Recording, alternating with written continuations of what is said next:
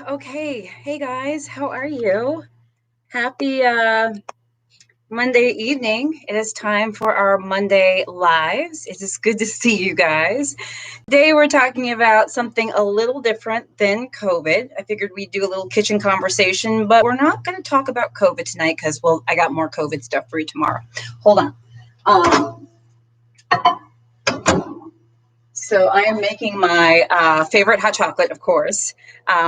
So you guys know I do the Nesquik and a little coffee mate, which I love.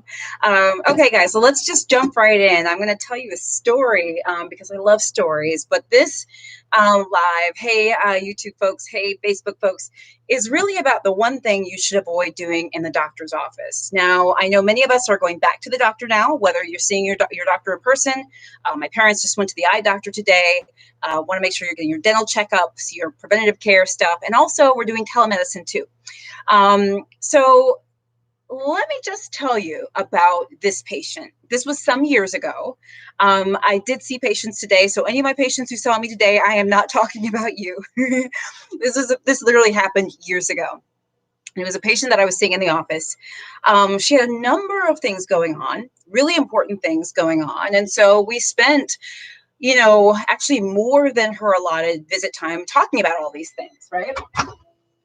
One of the reasons why doctors sometimes run late, one of the reasons why sometimes we run late is because, like, for example, I get 15 minutes for an office visit, right?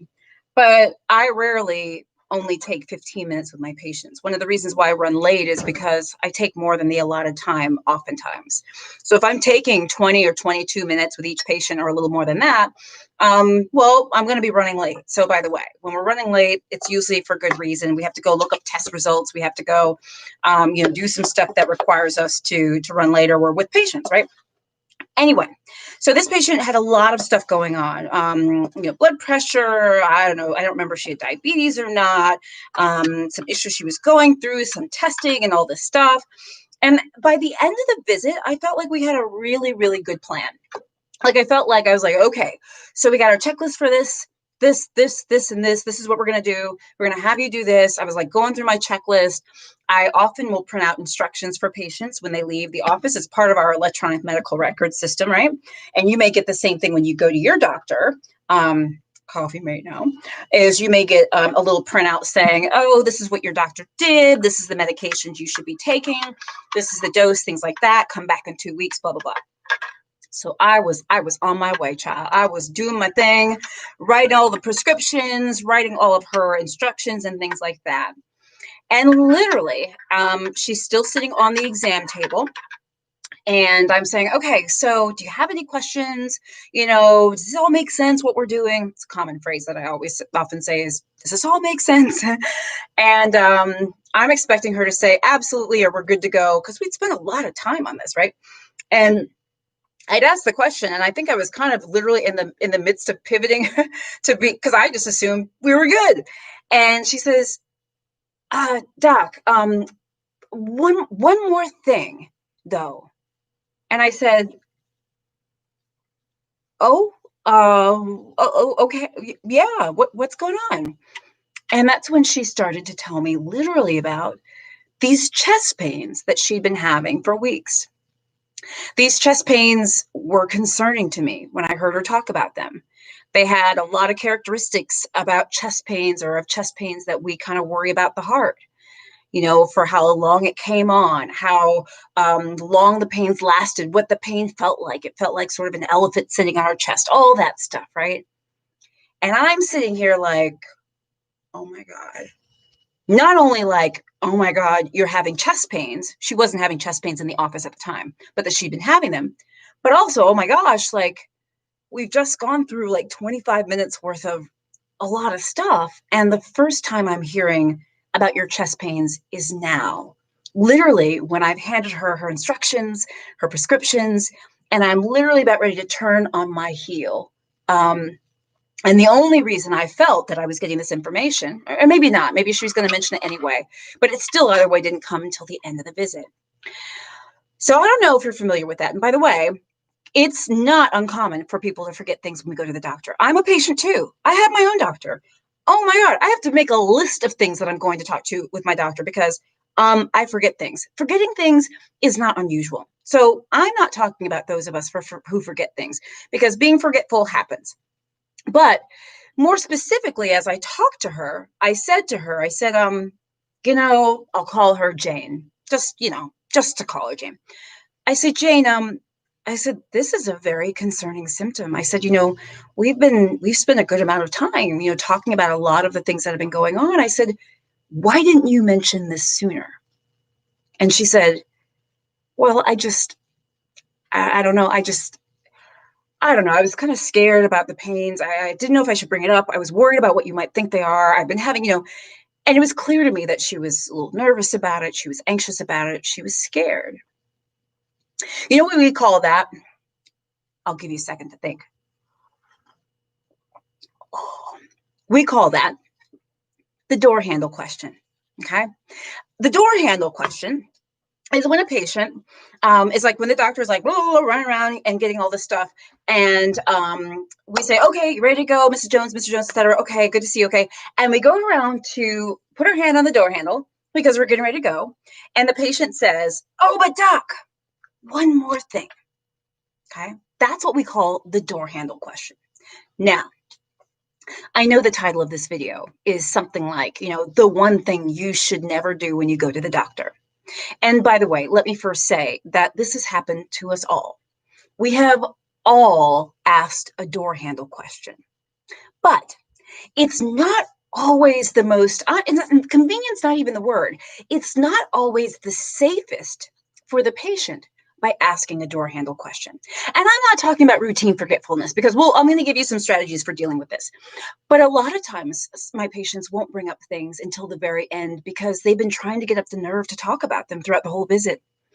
It's not uncommon that I have men who won't mention their erectile dysfunction to me until I'm literally about to walk out the door, because it took them almost the whole visit to kind of get up the courage and sort of figure out how they were going to talk about it. And I know this because they told me that. Or I've had patients just like Jane, who I'm calling her, who has not been able to sort of bring herself to talk about the chest pain she was having because she was fearful of it. It may be a sexual dysfunction or sexual issues. It could be that you have a lump or a bump somewhere and you're really frightened about it. And so you leave it to the last thing that you talk about with your doctor. And while I understand that from a natural standpoint, right? Because, the stuff that we're dreading, we're embarrassed about, we're afraid of, we don't know what's going to happen, we might leave till the end, right? We might leave that to the end to be like, I'm just going to sit here a little longer. Maybe she'll talk about my diabetes a little bit more. I understand it, but I'll tell you what the problem is with that. First of all, with Jane, so what happened that day is we'd spent probably 20, 25 minutes on a lot of the other issues that she had. And she had some major medical problems, like medical things that we had to deal with. And something like chest pain, by the way, is one of those symptoms. It's not like erectile dysfunction where I could maybe say, okay, well, I'd like you to do X, Y, or Z, get these labs done, do this, and I'd like to see you back in a week so we can talk about this more in depth and go over your lab work and stuff like that. Can't do that with chest pain because that's some serious stuff. Hello, right? So what that meant was I needed to, have her put on a smock and get undressed. I stepped out. Of course, we needed to do an EKG, and I needed to do the visit on chest pain because there was no way I'm letting anybody walk out of my office having chest pains. And, and they're not going to do that. They're not going to walk out of my office with chest pains, and I don't know what's going on. And so what was 25 minute visit ended up being, say, a 50-minute visit, which, by the way, sometimes this is why we run late, guys. And one might say, well, is that really a problem? Well, no, it's not a problem, because the most important thing happened, which is that Jane mentioned her symptoms. That's the most important thing. Even if it came late is always better than never. And we were able to get her to a cardiologist. She was able to be checked out. She had a stress test, she had all that stuff. And thank goodness, by the way, moral of the story, she did just fine.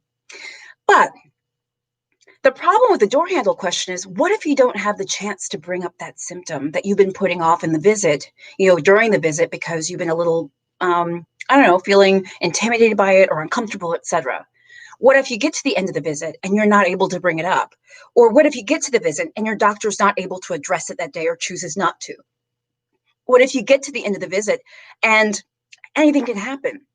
The problem with bringing up things at the end of the visit that are super important to you is that sometimes it doesn't give us a lot of time to deal with them. And they're just as important as anything else, whether it's your erectile dysfunction, men, or this lump or bump that you may have somewhere, men and women, or the chest pains you've been having, or shortness of breath that you're worried about.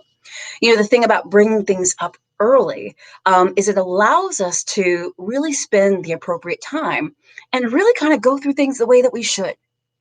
So I know you're saying, and I saw somebody write, memory is one of the first things to go, and I understand that.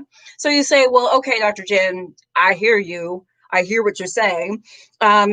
What do we do about it? So this is, what I recommend to my patients to do when you go to the doctor. And by the way, I do this myself when I go to my own doctor, because usually I have like a list of questions or things I want to bring up. Okay. So what you want to do, get a notepad. I have notepads lying all around. Get a notepad. When you're thinking about it, keep the notepad in your purse, in your pocketbook, in your wallet, or whatever. And throughout the course of the week that you're going to be going into your doctor's office visit, jot down the things that come to your mind that you say, oh, I want to talk to my doctor about this or that. Because you know how this stuff works. It doesn't all come to you at once. I don't always remember everything at once. I think of things like when I'm in the shower. Oh, when I'm in the car. When I'm at work. Oh, I need to ask about that. Oh, what about this med? Oh, what, da, da, da, da. So keep a running list, or maybe keep it in your phone. Our phones these days are magical, people. So keep a list in your phone, like in the notes section, of things that you want to ask your doctor about. I want to ask my doctor about this. I want to ask my doctor about that. Make a list. And then let's say you've got 3 things, 5 things, 7 things, 10 things, whatever you got on your list, by the way. I'm used to dealing with long lists, okay? And Frank, I love how you said you have an appointment on Wednesday. You just had to write down everything so that you won't forget. And I love that. So what you do is you write down all the things on your list that you have. And then what you do is when you go to the doctor, and by the way, before I finish this, I need to thank all of you guys. Hold on. I want to, okay, there we go.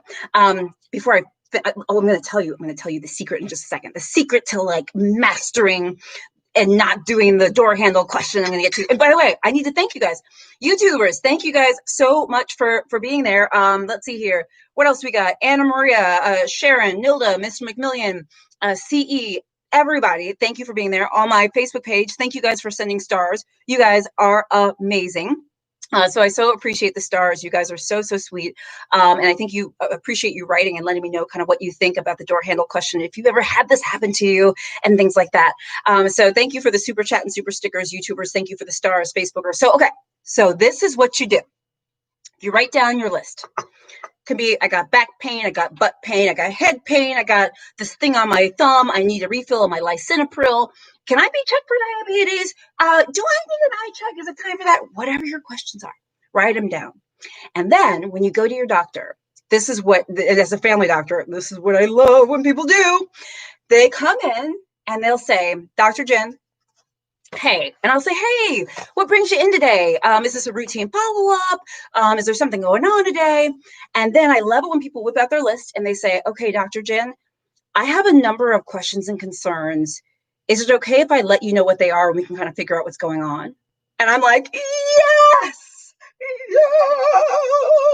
honey, yes.